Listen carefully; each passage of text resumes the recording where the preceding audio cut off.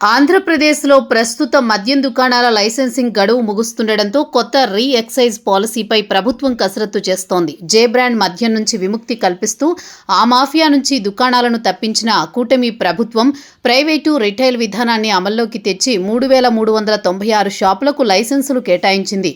ప్రస్తుతం ఆ గడువు పూర్తి కావస్తుండటంతో మళ్లీ పాత షాపులకే రెన్యువల్ అవకాశం ఇవ్వాలా లేక కొత్తగా దరఖాస్తులు ఆహ్వానిస్తూ నోటిఫికేషన్ జారీ చేయాలా అనే అంశంపై ఎక్సైజ్ శాఖ సబ్ కమిటీ మధ్య సుదీర్ఘ కసరత్తు సాగుతోంది. గతంలో షాపుల కేటాయింపు సమయానికి దరఖాస్తుల ఫీజు ద్వారా ప్రభుత్వానికి దాదాపు 1,900 కోట్ల ఆదాయం సమకూరింది. అయితే ఆ తర్వాత తాము ఆశించిన స్థాయిలో వ్యాపార మార్జిన్లు రాక నష్టపోయామని అనేక మంది లైసెన్సులు గగ్గోలు పెట్టడంతో ప్రభుత్వం తర్వాత మార్జిన్లను కొంత పెంచింది. ఇప్పుడు మళ్లీ కొత్తగా టెండర్లు పిలిస్తే మార్కెట్ పరిస్థితుల దృష్ట్యా గతంలో వచ్చినంతగా దరఖాస్తులు వస్తాయా లేదా అన్న అనుమానాలు ఎక్సైజ్ అధికారుల్లో ఉన్నాయి. అందుకే కొత్త దరఖాస్తు రుసుము లేదా రెన్యువల్ ఫీజు సేకరించి ప్రస్తుతం ఉన్న లైసెన్సులకే షాపులను కొనసాగించే ప్రతిపాదనను సీనియర్ అధికారులు ప్రభుత్వం ముందుంచినట్లు తెలుస్తోంది. మరోవైపు ఎక్సైజ్ మంత్రి కొల్లు రవీంద్ర నేతృత్వంలోని కేబినెట్ సబ్ కమిటీ మద్యం విక్రయాలు రాబడిని పెంచే దిశగా అనేక సంస్కరణలు ప్రతిపాదించింది.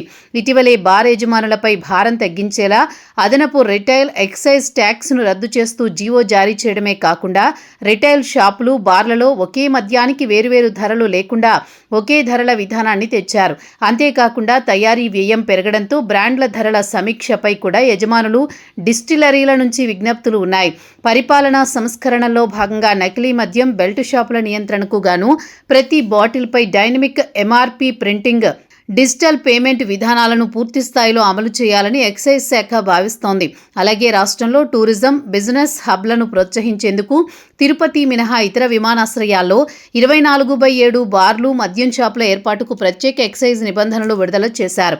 షాపుల సంఖ్యను పెంచకుండానే లైసెన్స్ ఫీజు స్లాబుల సవరణ ఆదాయ సమీకరణ వేగవంతం చేయడం పాత లైసెన్సులకు రెన్యువల్ ఇవ్వాలా లేదా కొత్త నోటిఫికేషన్ ఇవ్వాలా అన్న అంశాలపై ఎక్సైజ్ శాఖ సిద్ధం చేసిన నివేదికలపై ముఖ్యమంత్రి చంద్రబాబు నాయుడుతో జరిగే ఉన్నత స్థాయి సమీక్షా సమావేశంలో తుది నిర్ణయం వెలువడనుంది.